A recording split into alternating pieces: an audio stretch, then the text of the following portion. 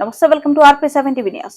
రాజన్న సిరిసిల్ల జిల్లా ముస్తాబాద్ మండల కేంద్రంలో కాంగ్రెస్ పార్టీ మండల అధ్యక్షుడు ఏళ్ల బాలరెడ్డి విలేకరుల సమావేశంలో మాట్లాడుతూ బీజేపీ రాష్ట్ర అధ్యక్షుడు కిషన్ రెడ్డి కాంగ్రెస్ పార్టీకి ప్రజల నుండి వస్తున్న ఆదరణ ఓర్వలేక ప్రభుత్వంపై అబద్ధ ప్రచారం చేయడానికి ఖండిస్తూ కేంద్ర ప్రభుత్వం 10 సంవత్సరాలుగా రాష్ట్ర ప్రజలకు చేసింది ఏమీ లేదని, తెలంగాణ రాష్ట్రాన్ని బీఆర్ఎస్ బీజేపీ పార్టీలు దోచుకున్నాయని మండిపడ్డారు.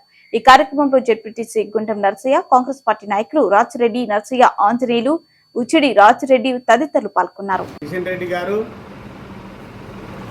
రైతు దీక్ష అని వారు పెట్టడం, అది వారు ఏం చేసిర్రో చెప్పాలి రైతులకు. మీ గవర్నమెంట్ వచ్చి 10 సంవత్సరాలు అవుతా ఉంది. ఉన్నాయన్నీ మంచి మంచి సంస్థలను కూడా అమ్మడానికి పెడుతున్నారు తప్ప మీరు రైతులకు ఏం చేసింది లేదు. ఎప్పుడో పెట్టినటువంటి LICని కూడా అది లక్షల కోట్లు ఉన్నదాన్ని కూడా అమ్మడానికి పెట్టిన ఘనత మీ బీజేపీ పార్టీకే ఉంది. ఇలాంటి చాలా సంస్థలు కూడా మీరు అమ్మడానికి పెట్టినటువంటి పార్టీ ఇవాళ రైతులకు ఏదో చేస్తామని చెప్పడం అనేది, మీరు అవన్నీ కూడా పనికిరాని మాటలే. ఇవన్నీ కూడా రైతులు ప్రజలు కూడా గమనిస్తూ ఉన్నారు. మీరు ఏ మతాలు అని చెప్పేసి ఇక్కడ ఉన్నటువంటి ఎంపీ బండి సంజయ్ గారు వారు ఏం మాట్లాడుతూ ఉన్నారో ప్రజలు కూడా అది కూడా గమనిస్తూ ఉన్నారు. ఎవరిని కూడా ఏ పద్ధతిలో రెచ్చగొడతా ఉన్నారు అనేది కూడా ప్రజలే గమనిస్తూ ఉన్నారు. కాబట్టి మీరు చేసే పనులు సూటిగా చేయాలి, కానీ మీ తప్పుడు మాటలను నమ్మే పరిస్థితిలో రైతులు పబ్లిక్ లేరు. కాబట్టి ఇది గుర్తుంచుకొని మాట్లాడాలి. మీరు ఏ దీక్షలు చేసినప్పటికి కూడా ఎవరు కూడా మిమ్మల్ని నమ్మే పరిస్థితి లేరు. కాబట్టి ఈ మీరు గుర్తుపెట్టుకోవాల్సిన అవసరం ఉందని చెప్పేసి మేము మాట్లాడుతూ ఉన్నాం. మరి కాంగ్రెస్ పార్టీకి ప్రజల్లో ఆదరణ వస్తుంది. మరి గత అసెంబ్లీ ఎన్నికల్లో కాంగ్రెస్ పార్టీ మేనిఫెస్టోలో ఇచ్చినటువంటి 6 గ్యారంటీ పథకాలను ప్రజల్లోకి తీసుకుపోతున్నాయి. కాంగ్రెస్ ప్రభుత్వం అమలు చేస్తుంది. ప్రజల్లో కాంగ్రెస్ పార్టీ పట్ల ఆదరణ వస్తుంది.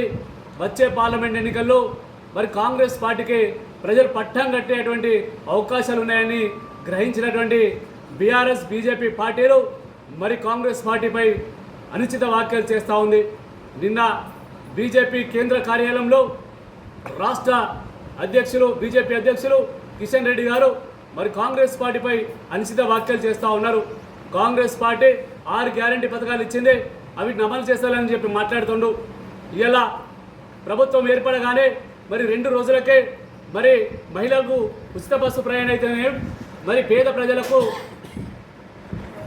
కార్పొరేట్ వైద్యం అందించేటువంటి కార్యక్రమాన్ని కూడా తీసుకున్నది.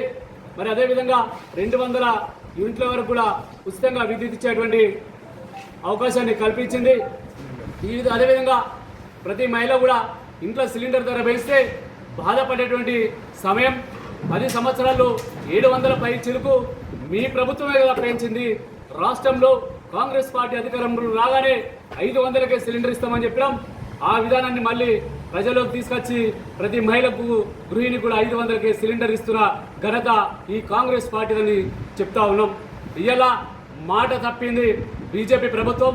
అప్పుడు 2014లో మరి నల్లధనాన్ని దొరకబట్టి తీసుకొచ్చే మరి జన్ధన్ ఖాతాలో ప్రతి వ్యక్తికి కూడా 15 లక్షల రూపాయలు వేస్తామని చెప్పి ప్రజలకు మాయ మాటలు చెప్పి ఓట్లు దండుకున్న విధానం మీది. మీరు మాట తప్పిరని చెప్పి చెప్తా ఉన్నాం.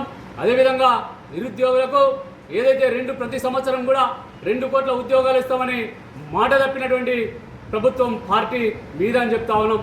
ఆ రోజు కాంగ్రెస్ పార్టీ రైల్వేలో కానీ నౌకలో కానీ అదేవిధంగా విమానాశ్రయాలు తీసుకొస్తే మరి వాటినన్నీ కూడా ఇలా కార్పొరేట్ వాళ్ళకు అమ్ముకునేటువంటి గనులు మీరని మేము చెప్తా ఉన్నాం. ఈ విధంగా చెప్పుకుంటూ పోతే మరి ఇలా మొన్న వడగళ్ళ వాన కానీ అకాల వర్షాల వల్ల కానీ ఇలా రైతులకు నష్టమైతే రైతుల పట్ల మీరు ముసలి కన్నీరు కాస్తున్నారు. కానీ మరి జాతీయ విపత్తు కింద మరి 1 రూపాయి కూడా ఈ రాష్ట్రానికి తీసుకురాలేదని చెప్పి మేము కాంగ్రెస్ పార్టీ పక్షాన చెప్తున్నాం. అదేవిధంగా ఇలా రాష్ట్రంలో ఇలా దేశంలో కానీ ఇలా కాంగ్రెస్ పార్టీ అధికారంలో ఉన్నప్పుడు గత 10 సంవత్సరాల క్రితం మరి 60 రూపాయలు ఉన్నటువంటి పెట్రోలు, 50 రూపాయలు ఉన్నటువంటి డీజిల్, 500 ఉన్న గ్యాస్ ధరను మీరు 100 పైచలకు పెంచినటువంటి దౌర్భాగ్య పరిస్థితి మీదని చెప్తున్నాం. కరోనా కష్టకాలంలో కూడా 20 రూపాయలు ఫార్మాయిల్ ధర ఉంటే మరి ఆ రోజు కూడా 110 రూపాయలకు పెట్రోల్ డీజిల్ అమ్మిన వైఫల్యం మీదని చెప్తా ఉన్నాం. ఇలా ప్రతి సామాన్య మానవుని